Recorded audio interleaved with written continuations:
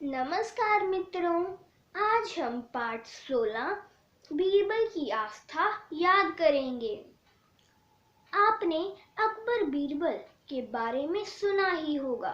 बादशाह अकबर के दरबार में मंत्री रहे बीरबल होशियार और बुद्धिमान होने के साथ साथ धर्मप्रिय भी थे। वे ईश्वर को बहुत मानते थे और कहते थे कि ईश्वर जो करता है अच्छा ही करता है। आइए जानें कि यह बात किस प्रकार सही साबित होती है। बादशाह अकबर और बीरबल के किस्से कहानियां बहुत मशहूर हैं। कुछ किस्से आपने भी सुने ही होंगे। बीरबल बादशाह अकबर के दरबार में मंत्री थे। वे बहुत होशियार और बुद्धिमान थे। बादशाह अकबर बीरबल को बहुत मानते थे और हर काम के लिए उनसे सलाह लिया करते थे। बीरबल बुद्धिमान होने के साथ साथ एक ईमानदार तथा धर्मप्रिय व्यक्ति के रूप में जाने जाते हैं। वे प्रतिदिन ईश्वर की पूजा बिना नागा किए करते थे। इससे उन्हें नैतिक एवं मानसिक बल प्राप्त होता था। बीरबल का कहना था कि ईश्वर जो कुछ भी करता है मनुष्य के भले के लिए ही करता है। कभी कभार हमें ऐसा लगता है कि ईश्वर हम पर कृपा दृष्टि नहीं रखता, लेकिन ऐसा होता नहीं है। कभी कभी तो हम ईश्वर के वरदान को भी शाप समझने की भूल कर बैठते हैं, परंतु वह हमें थोड़ी पीड़ा इसलिए देता है ताकि हम बड़ी तकलीफ से बच सकें। बीरबल को शहंशाह अकबर बहुत मानते थे। उन दिनों की है निकटता कुछ दरबारियों को पसंद नहीं थी। वे हमेशा यही कोशिश करते थे कि बीरबल किसी तरह बादशाह सलामत की नजरों में गिर जाए। एक दिन बीरबल ने दरबार में किसी बात पर कहा, ईश्वर जो करता है अच्छा ही करता है। एक दरबारी को यह बात बिल्कुल अच्छी नहीं लगी।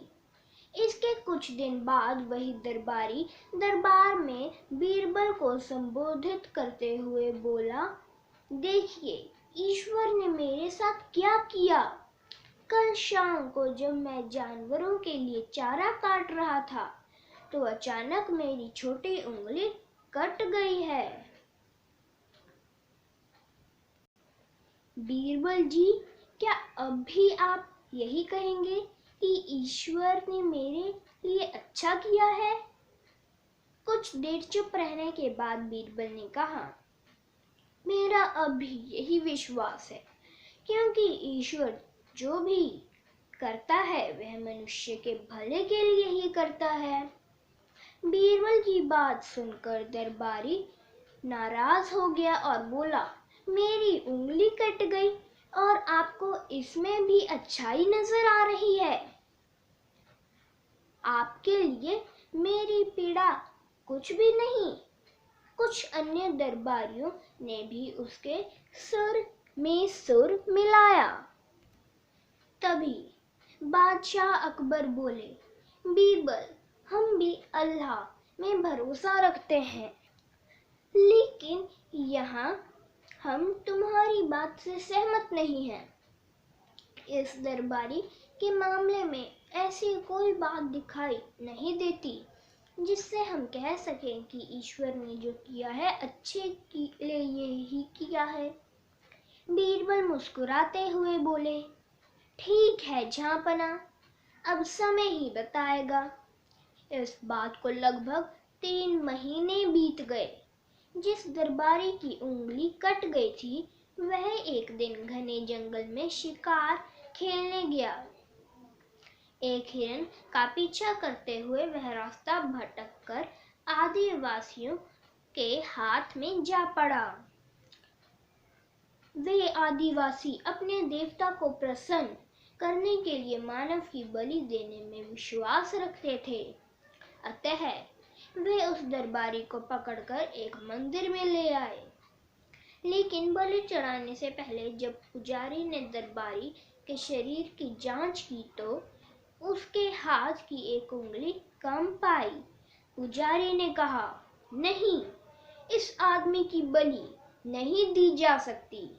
यदि 9 उंगलियों वाले इस आदमी को बलि चढ़ा दिया गया तो हमारे देवता प्रसन्न होने के बजाय क्रोधित हो जाएंगे। अधूरी बलि उन्हें पसंद नहीं।